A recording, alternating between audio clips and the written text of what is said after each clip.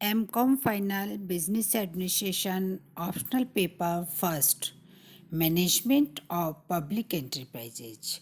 आज का हमारा टॉपिक है लोक उपक्रमों का वित्तीय प्रशासन।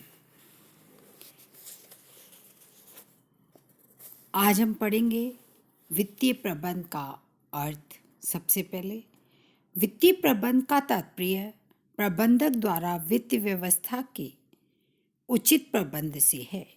एक प्रबंधक को अनेक कार्य करने होते हैं, लेकिन वित्तीय प्रबंध का कार्य सबसे महत्वपूर्ण है, क्योंकि वित्तीय प्रबंध के बिना लिए गए निर्णयों के क्रियान्वयन में बाधा आएगी।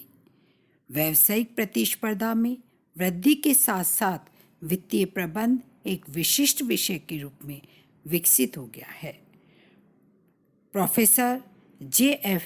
ब्रैडले ने कहा है, वित्तीय प्रबंध व्यावसायिक प्रबंध का वह क्षेत्र है जिसका संबंध पूंजी का सम्यक प्रयोग एवं पूंजी के साधनों के सतर्कतापूर्ण चयन से है, ताकि व्यवसाय को इसके उद्देश्यों की पूर्ति की दिशा में निर्देशित किया जा सके। इसके बाद में नेक्स्ट आता है हमारा लोक उपक्रमों के वित्तीय प्रबंधकों के कार्य।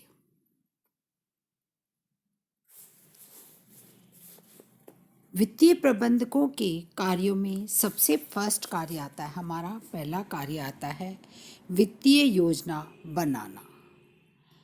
इसके अंतर्गत उद्देश्यों का निर्धारण, नीतियों का निर्माण, पद्धतियों एवं कार्यविधियों का निर्माण, वित्तीय योजनाओं का निर्माण तथा भविष्य में संभावित परिवर्तनों के लिए अभी से व्यवस्था करना आदि कार्य आते हैं। वित्तीय योजनाओं का निर्माण करते समय उसे उपक्रम के लिए आवश्यक वित्त का पूर्वानुमान लगाना होता है। साथ ही प्रस्तावित पूंजी ढांचे के अनुरूप वित्तीय साधनों के स्रोतों का अनुमान लगाना पड़ता है। दूसरा कार्य आता है प्रबंधकों का वित्त प्राप्ति की व्यवस्था करना। वित्तीय नियोजन में विभिन्न स्रोतों से प्राप्त होने वाले वित्त का अनुमान लगाया जाता है। उपक्रम की पूंजी की व्यवस्था करने के लिए वित्तीय प्रबंधक विभिन्न स्रोतों से वित्त प्राप्त करने की व्यवस्था करता है। इसके लिए वह सभी आवश्यक कार्य करता है। नेक्स्ट आता है वित्तीय प्रशासन। वित्त प्राप्त करने के लिए एवं अन्य कार्यों को करने के लिए वह वित्तीय संगठन का निर्माण करता है। इसके अंतर्गत वित्त विभाग एवं उप विभागों का संगठन बनाया जाता है। इसमें विभिन्न पदाधिकारियों की नियुक्ति एवं उनके अधिकार एवं दायित्वों का निर्धारण किया जाता है। वित्तीय पदाधिकारियों की नियुक्ति के साथ ही वित्तीय प्रबंधक उपक्रम की विभिन्न चल एवं अचल संपत्तियों का प्रबंध करता है। नेक्स्ट कार्य आता है फोर्थ, वार्षिक वित्तीय विवरण बनाना तथा लाभ का निर्धारण। वित्तीय प्रबंधक उपक्रम के आय व्यय विवरण, लाभ हानि खाते तथा बैलेंस शीट आदि को निर्धारित नियमों एवं प्रचलित व्यावसायिक विधियों के अनुरूप बनाने की व्यवस्था करता है। इसके साथ ही विभिन्न करों, व्यय समायोजनों व कोषों के निर्माण के बाद शुद्ध लाभ अथवा हानि की मात्रा का भी निर्धारण करता है। नेक्स्ट आता है शुद्ध लाभ का आवंटन। उपक्रम की लाभांश नीति निर्धारित करने का महत्वपूर्ण दायित्व वित्तीय प्रबंधक का होता है। उसे यह निश्चित करना होता है कि उपक्रम के शुद्ध लाभों का कितना भाग संचित कोषों में हस्तांतरित किया जाए तथा कितना लाभांश के रूप में अंशधारियों में वितरित किया जाए। लाभांश की नीति कंपनी के अंशों के बाजार मूल्यों को प्रभावित करती है। भविष्य में पूंजी जुटाने की दृष्टि से लाभांश नीति का बहुत महत्व है। नेक्स्ट आता है वित्तीय परिणामों का मूल्यांकन। वित्तीय प्रबंधक को उपक्रम की वित्तीय क्रियाओं का मूल्यांकन करना होता है। इसके लिए वह वित्तीय विश्लेषण की नवीनतम विधियों का उपयोग करता है। पिछले वर्षों की तुलना में या समान उपक्रमों की तुलना में उपक्रम के वित्तीय परिणामों का मूल्यांकन करता है ताकि कमियों का पता लगाकर उन्हें दूर किया जा सके। नेक्स्ट आता है हमारा 7वां पॉइंट, वित्तीय परिणामों का मूल्यांकन। वित्तीय प्रबंधक नेक्स्ट आता है 7वां, भावी विकास के लिए पूंजी की व्यवस्था। वित्तीय प्रबंधक का यह महत्वपूर्ण दायित्व है कि वह ऐसी नीतियां तैयार करे जिससे उपक्रम का विकास व विस्तार हो। उपक्रम का विस्तार होने पर उसे अतिरिक्त पूंजी की आवश्यकता पड़ती है। अतिरिक्त पूंजी की योजना बनाते समय वह पूंजी की लागत, स्वामित्व, जोखिम, नियंत्रण, आय पर प्रभाव आदि पर विचार करता है। जो विकल्प सर्वोच्चतम पाया जाता है उसी से पूंजी जुटाने का निर्णय लिया जाता है। नेक्स्ट एंड लास्ट कार्य आता है अन्य कार्य।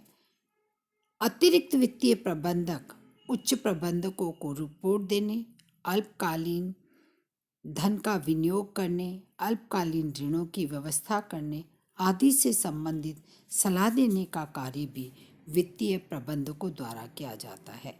वित्तीय प्रबंधक विभिन्न करों के भुगतान की व्यवस्था करता है तथा अन्य दायित्वों का भुगतान करता है।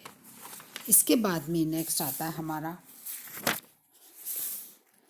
लोक उपक्रमों के वित्तीय स्रोत।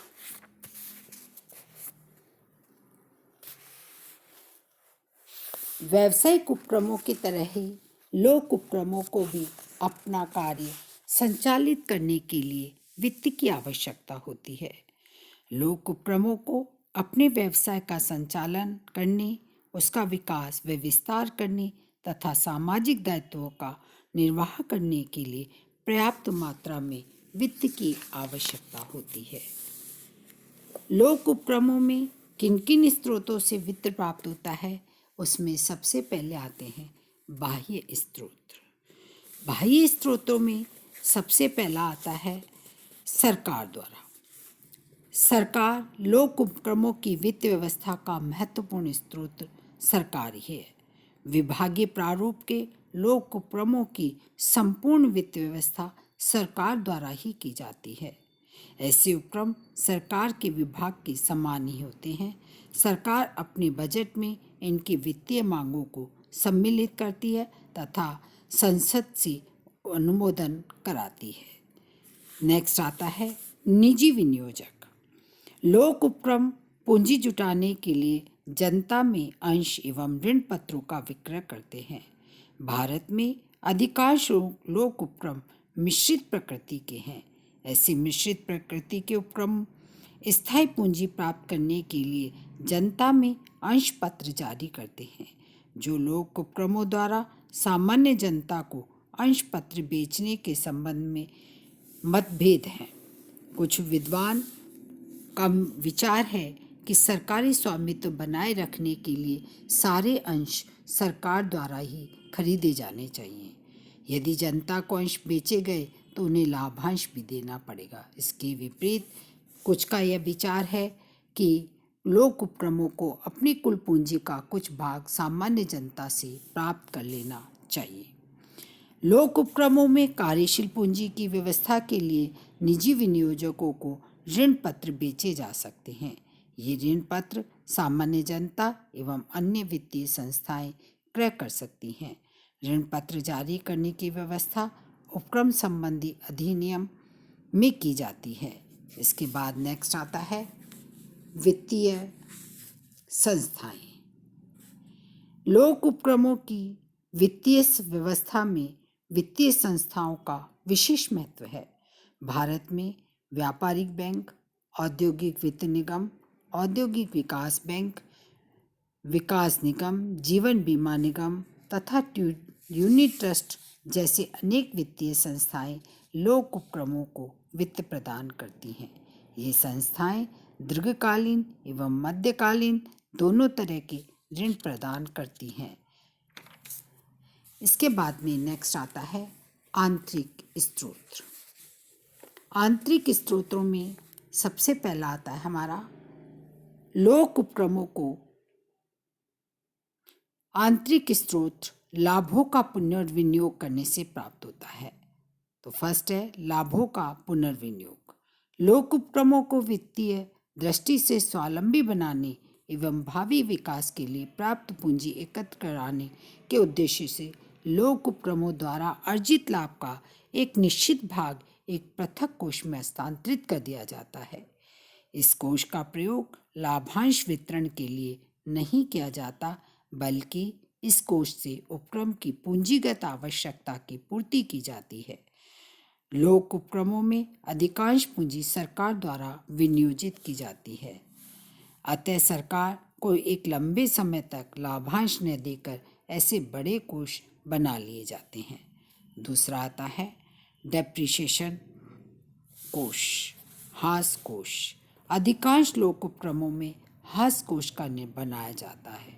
इस कोष को बनाने का उद्देश्य होता है कि मशीन व अन्य स्थायी संपत्तियों की पुनर्स्थापना में कोई कठिनाई न हो। सामान्य रूप से उपक्रम में लगी मशीन व अन्य पूंजी संपत्तियों की एक निश्चित जीवन अवधि होती है। इसके बाद ये संपत्तियां समाप्त हो जाती हैं। अतः उपक्रम अपने लाभों में से प्रतिवर्ष एक निश्चित प्रतिशत राशि हास में हस्तांतरण करता है। जब पूंजी के समाप्त होने का समय आता है तो उपक्रम के पास इस कोष में इतनी राशि जमा हो जाती है कि वह मशीन व पूंजी संपत्तियों को बिना वित्तीय कठिनाई के पुनर्स्थापित कर सके। नेक्स्ट आता है विकास एवं अन्य कोष। हास कोष की तरह ही लोक उपक्रम विकास व अन्य कोष बना सकते हैं एवं आवश्यकता पड़ने पर इस कोष की राशि का उपयोग कर सकते हैं। नेक्स्ट एंड लास्ट आता है विदेशी विनियोजन। विकासशील देशों के लोक उपक्रम की वित्तीय व्यवस्था में विदेशी पूंजी का महत्वपूर्ण स्थान है।